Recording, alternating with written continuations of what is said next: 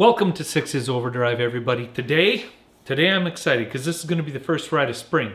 But it's not an especially nice first ride of spring. I'm going to have to get myself all dolled up in just about a snowmobile outfit. I got the clean gear in the back, or climb, however you say it. And what I'm going to do is, this is a plan I've been kind of trying to save for you guys. Got a muffler extension and a muffler. Now these are just car exhausts. There's no baffles in them, no anything. We're going to try to make the XSR 900 into a mean sounding machine, all right? It sounds like a sewing machine right now.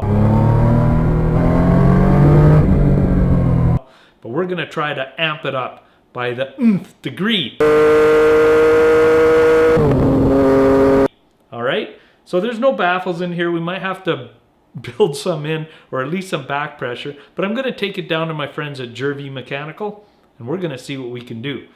All right, so but until that, I'm going to take you for the first ride of spring, because that's what I've been kind of looking forward to for a really long time, and it looks like I'll be looking forward to more regular riding for a while, because as you'll see outside, there's snow everywhere still.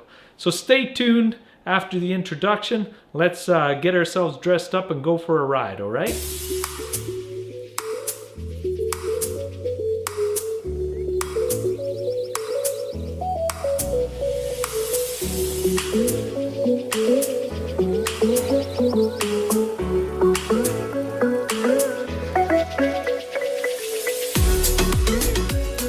This first ride is going to be somewhat cold. I do it every year.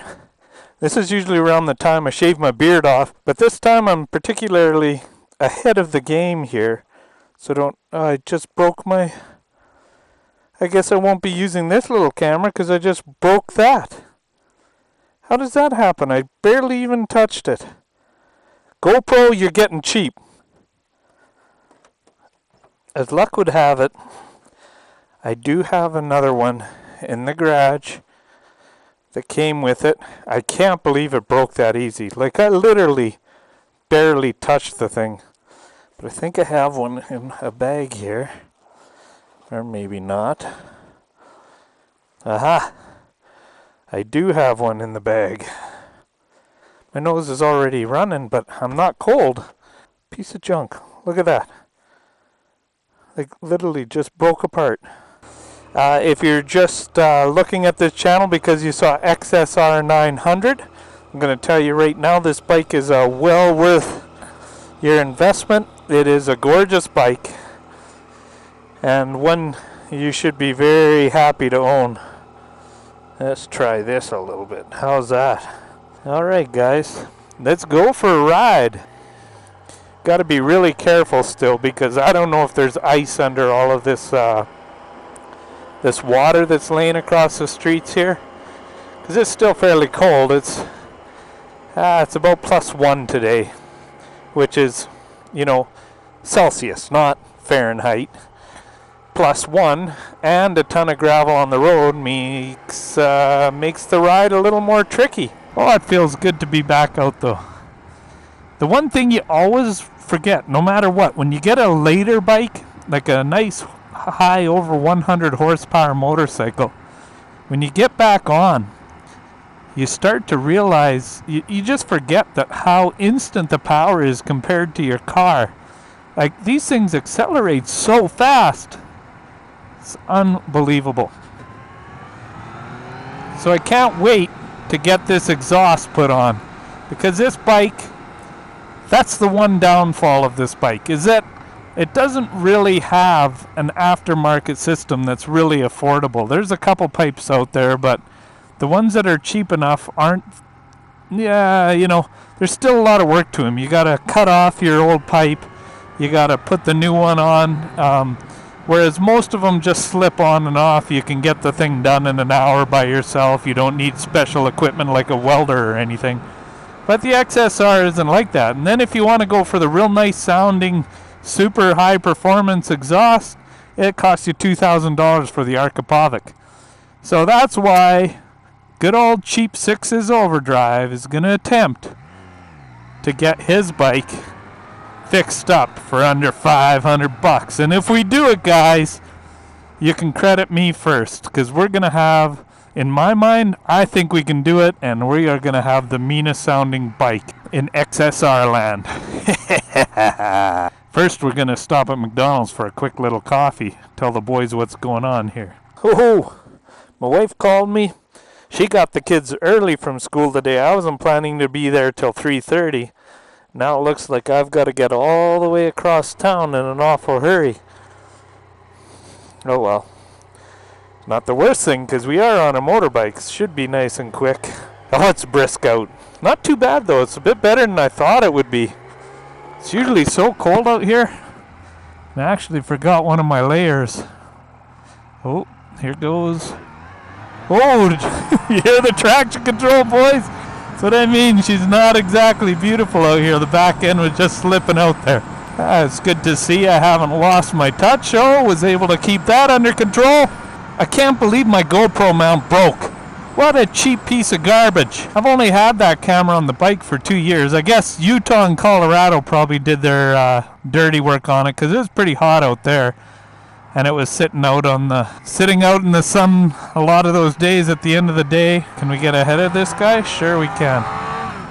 So effortless, the power. I guess I should slow down. We don't need to be doing highway speeds out here. As a Go Cruise still works like a charm. Oh, I love that tool. If you guys don't have one and you're looking for a cheap way to get some kind of rest for the wrist, I love this Go Cruise. I have a feeling that when I get to this shop, these guys are going to laugh at me, because there's no baffling or anything, and they've warned me about this a little bit. You need some kind of back pressure, Kent, they keep saying. You need some kind of back pressure in it, or you're going to lose all the torque. So hopefully they can build some in for me. I'm not the greatest mechanic in the world. Those of you who've watched the channel know this already. I am a hack with a capital. I'm not usually a rider that likes to get out and ride first thing on the year, like maybe once, like I'm doing right now. Honestly, it's cold and there's so much gravel on the roads and everything. I typically like to ride at +8 or higher. Other than that, I don't get a ton of enjoyment out of it, because I like being a little bit warm, and then you feel fluid and you can carve into the corners and you can hit the gas without worrying about the back end sliding out and sending you for a loop. I like safety. I'm close to 50 years old now.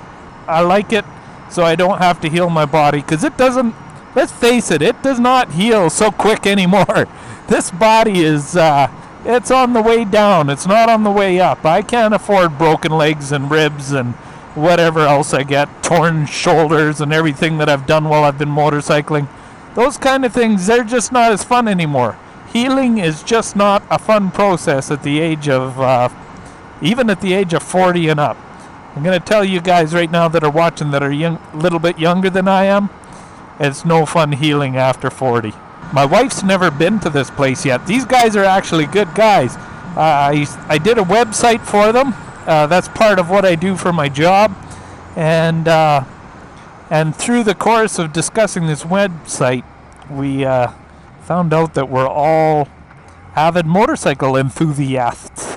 One guy has a Tuono, the other has a 1200 GS, and they've had many bikes in between those. They do up custom exhausts. They go into the States every year like I do, go for a road rip together, risk getting tickets and bikes stolen because they're or bikes taken away by the cops, not stolen. I call it stolen, but anyway, these guys like to go just about like me and my buddy Ty do. And so they're pretty good guys, and I was telling them my exhaust woes, and they said, well, bring it down here. We'll all work on it together.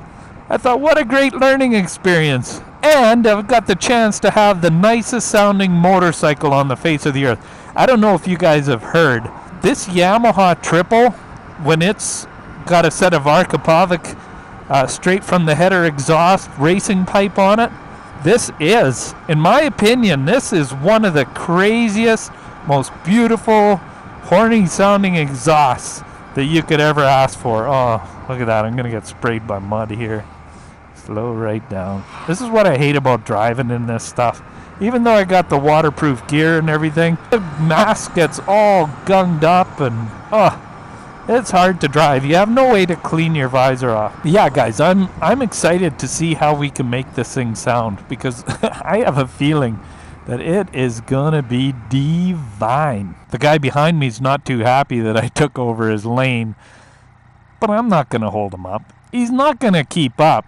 I mean, I can beat him in first gear no matter where I want to go. My major worry is that my wife's ahead of me. My son, having Angelman syndrome, sometimes is not the most patient kid in the world. And if she's sitting in a parking lot, in a big gravel parking lot, I can just see her getting a little bit upset right now and thinking, you know, I knew I was going to beat this guy. Okay, guys, we are just about at our destination. I'm going to put this baby in here, but we're not going to get on it today. We're going to leave that for another day, how my exhaust ends up sounding and the work that we did on it. So I hope you enjoyed the first ride of the year. Remember, guys, share, like, comment, and subscribe. This is Sixthis Overdrive, and I'm out of here. Bye-bye.